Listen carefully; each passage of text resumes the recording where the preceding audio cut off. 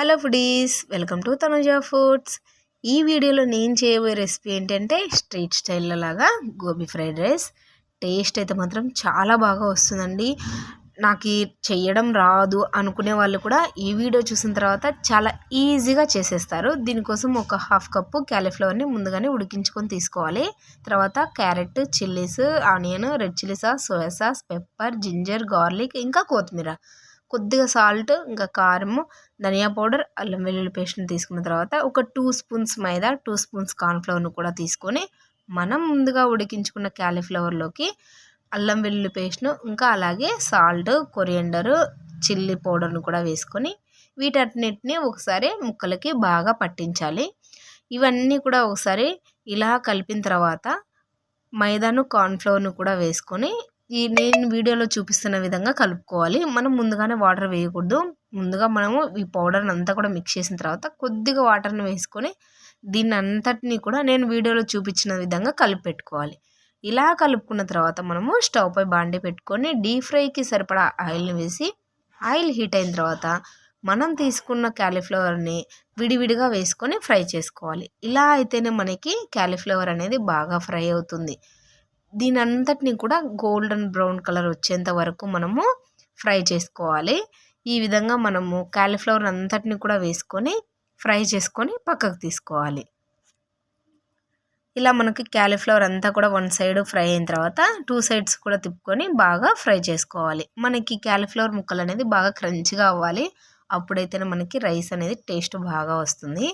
ఇలా మనము గోబీ అంతా కూడా బాగా డ్రై అయిన తర్వాత పక్కకు తీసి పెట్టుకోవాలి. ఇప్పుడు మిగతా పీసెస్ అన్నిటిని కూడా వేసుకొని మనం ముందుగా ఎలా ఫ్రై చేసుకున్నామో అదే విధంగా మిగతా వాటిని అన్నిటిని కూడా ఫ్రై చేసుకోవాలి. ఇప్పుడు వీటిని అయితే ఒక ప్లేట్లోకి తీసుకుందాము.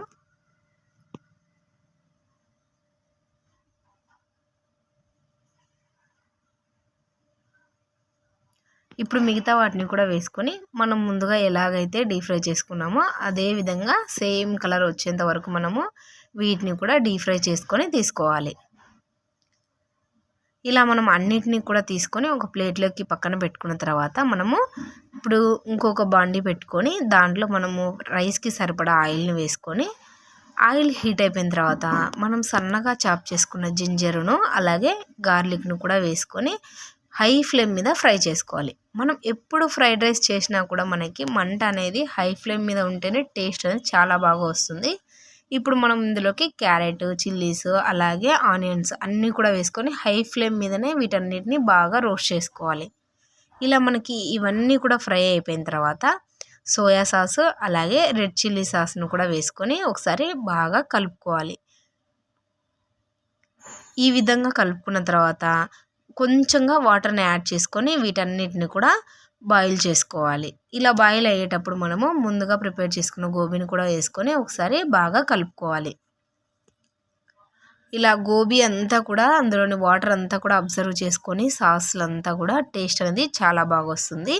ఫైనల్గా మనము రైస్ను కూడా యాడ్ చేసుకొని మన టేస్ట్కి తగినంతగా పెప్పర్ పౌడర్ను అలాగే సాల్ట్ను కూడా వేసుకొని బాగా కలుపుకోవాలి. వీటన్నిటిని కూడా మనము హై ఫ్లేమ్ మీద కలుపుకున్నట్టయితేనే మనకి టేస్ట్ అనేది సూపర్గా వస్తుంది. ఫైనల్గా కొత్తిమీరను వేసుకొని బాగా రోస్ట్ చేసుకోవడమే. అంతే, చాలా ఈజీగా గోబీ రైస్ అయితే రెడీ అయిపోతుంది. Thank you for watching.